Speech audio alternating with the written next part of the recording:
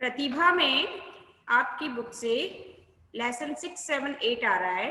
ओणम, पाठ 6 ओणम, पाठ 7 सूरज का गोला और पाठ 8 दादाजी की लाठी। ठीक है, तो आज हम इनके शब्दार्थ और मौखिक प्रश्न में वर्बली ले रही हूं। आप ध्यान से सुनेंगे तो आपको याद होगा।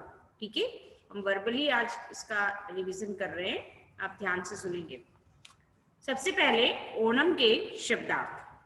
चेतावनी देना, सावधान करना, प्रार्थना, विनती, आयोजन, प्रबंध, समारोह, साधारण, सामान्य, विश्वास, भरोसा, वामन, नाटा, बौना, छोटे कद का जो व्यक्ति होता है, पौराणिक, पुराण संबंधी, उल्लास, खुशी, हर्ष, सर्पाकार, सर्प के आकार का, सांप के आकार का होता है। ठीक है, इसके बाद इसके मौखिक प्रश्न। केरल के बारे में कुछ वाक्य बोलिए। केरल एक बहुत सुंदर प्रदेश है ना, और केरल राज्य में ओणम का त्योहार बहुत धूमधाम से मनाया जाता है। यहाँ के लोग बहुत सादा जीवन बिताते हैं। इनकी मातृभाषा मलयालम है और ओणम त्योहार को ये बहुत प्रमुखता से मनाते हैं। ठीक है, इतने वाक्य काफी है, 3, 4, 5 वाक्य आप लिख देंगे, बहुत है। केरल के बारे में 5 वाक्य। ठीक है, इसके बाद केरल में ओणम के त्योहार को किस प्रकार मनाया जाता है। केरल में ओणम के त्योहार को किस प्रकार मनाया जाता है कि यहाँ पर इस त्योहार को बहुत उल्लास और आनंद के साथ मनाया जाता है। लोग नहा धोकर सुबह फूलों की रंगोली बनाते हैं, पूरे घर को सजाते हैं फूलों से, और महाबली की मूर्ति को सजाकर उसकी पूजा करते हैं, है ना। इस त्योहार को केरल में बहुत आनंद और उल्लास के साथ मनाया जाता है। इस दिन लोग सुबह उठकर नहा धोकर रंगोली बनाते हैं, फूलों से अपने घर को सजाते हैं और महाबली की मूर्ति बनाकर उनकी पूजा करते हैं। ठीक है, ये इसका उत्तर है। मैं आपको सबके उत्तर सुनाऊंगी तो आप याद रखेंगे। ठीक है, याद करना है आपको। इसका लिखित दिए गए प्रश्न के उत्तर में राइट निशान लगाइए। केरल की मातृभाषा क्या है? मलयालम। केरल की मातृभाषा क्या है? मलयालम। महाबली कैसे राजा थे? दयालु और दानी, है ना, दयालु और दानी राजा थे। दूसरा है, प्रश्नों के उत्तर लिखिए। विष्णु जी ने महाबली से क्या मांगा?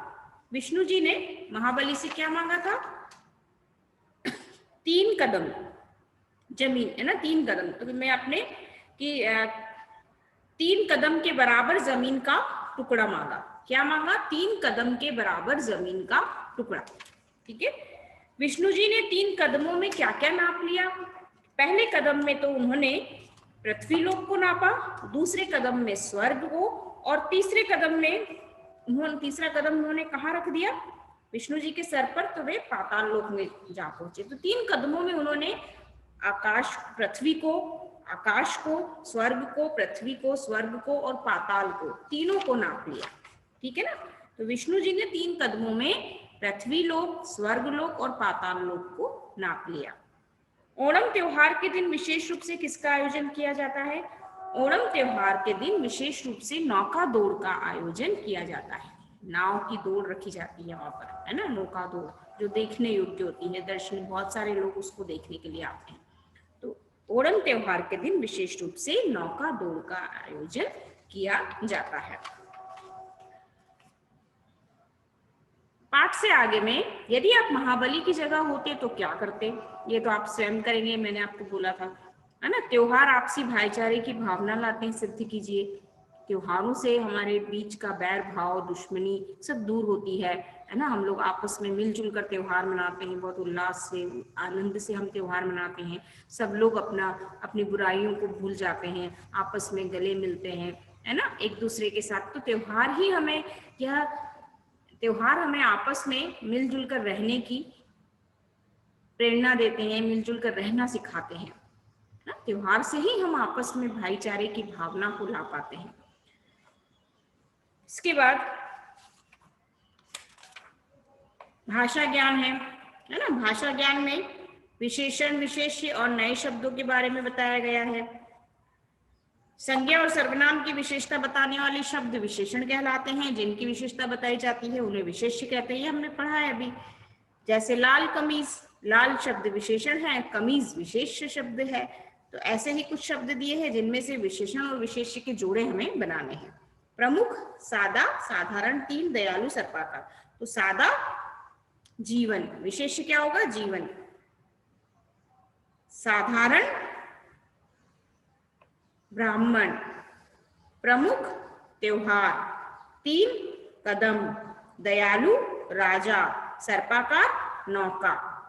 ठीक है, ये ध्यान रखना है। इसके बाद कोष्टक में दिए गए शब्दों से विशेषण शब्द बनाकर खाली जगह भरिए। राजा महाबली बहुत दानी थे, दान से दानी हमने बनाया। इस त्योहार के साथ महाबली की पौराणिक कथा जुड़ी है।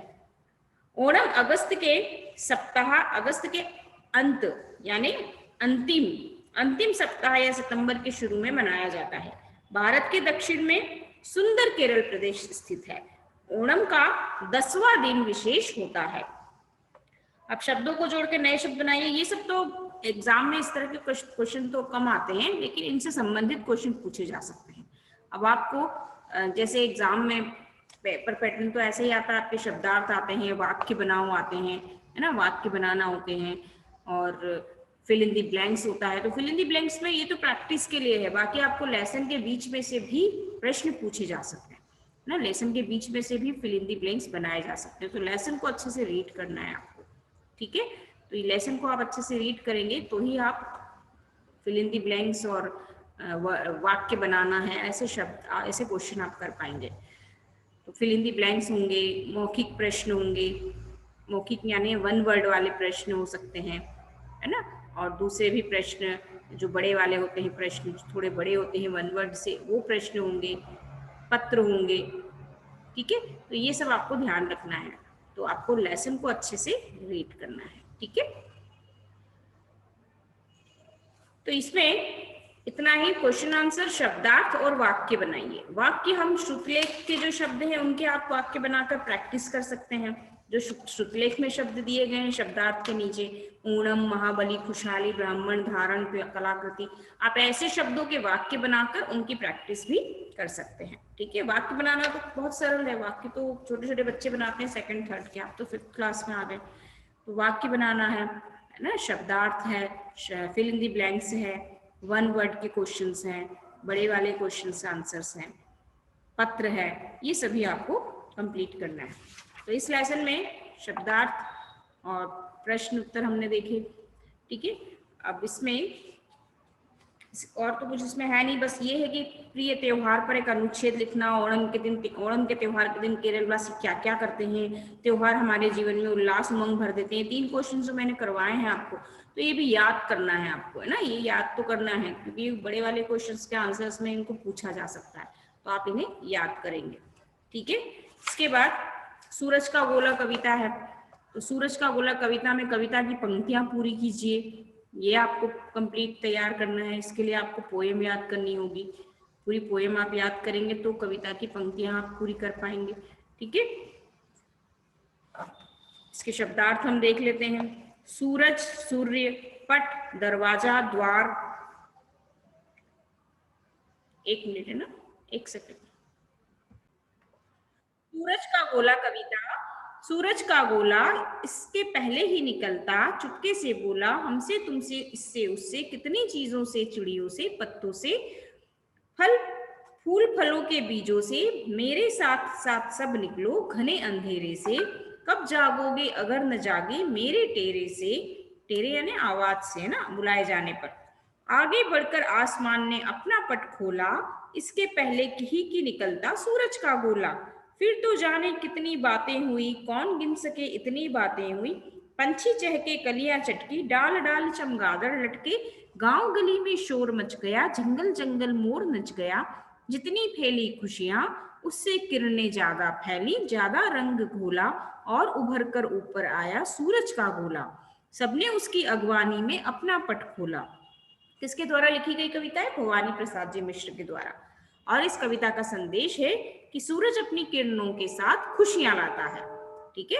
सूरज का गोला कविता, जिसके कवि हैं भवानी प्रसाद मिश्र। और इस कविता में क्या लिखा गया, क्या संदेश दिया गया है कि सूरज अपनी किरणों के साथ खुशियां लाता है। इसके शब्दार्थ हैं सूरज, सूर्य, पट, दरवाजा, द्वार, किरणें, रश्मि, प्रकाश, रेखाएं, आसमान, आकाश, पंछी, पक्षी, तेरे से बुलाए जाने पर, अंधेरा, अंधकार, अगवानी, स्वागत करना, कलियां, फूल का अविकसित रूप। अविकसित यानी जो पूरी तरह से खिलता नहीं है ना, कली ऐसी होती है ना पूरी खिली हुई, जो फूल खिला हुआ नहीं है उसे हम कली कहते हैं। तो फूल का अविकसित रूप। अब इसमें जो श्रुतलेख के शब्द हैं उनसे वाक्य बनाने की प्रैक्टिस करना है ना।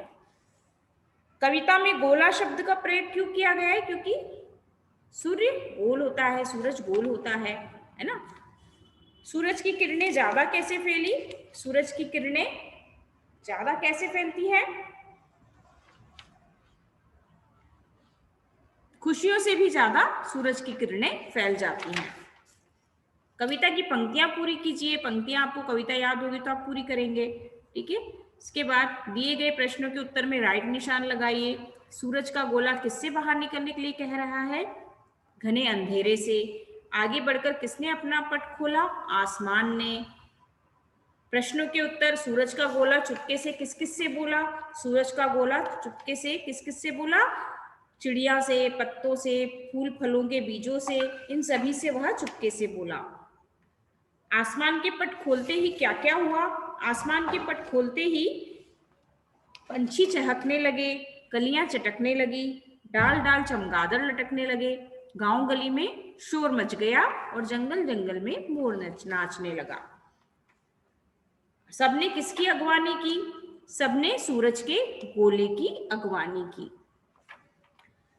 सूरज का गोला हमें क्या सीख देता है? सूरज का गोला हमें यह सीख देता है कि सूरज अपनी किरणों के साथ बहुत सारी खुशियां भी लाता है, ठीक है। और सुबह का समय प्रकृति में किस तरह का बदलाव आता है? सुबह का समय पूरे आसमान में लालिमा छा जाती है ना, और पक्षी चहचहाने लगते हैं, फूल खिलने लगते हैं, है ना। ये सारी जो भी बदलाव प्रकृति का होता है वो आपको लिखना है। जो भी आंसर्स मैंने लिखवाए हैं कॉपी में वो सब लर्न कर लेना अच्छे से। तो ये करना है आपको। क्वेश्चन आंसर हो गए। और भाषा ज्ञान में से तो क्वेश्चंस कुछ भी किसी भी फॉर्म में दिए जा सकते हैं भाषा ज्ञान के क्वेश्चंस को।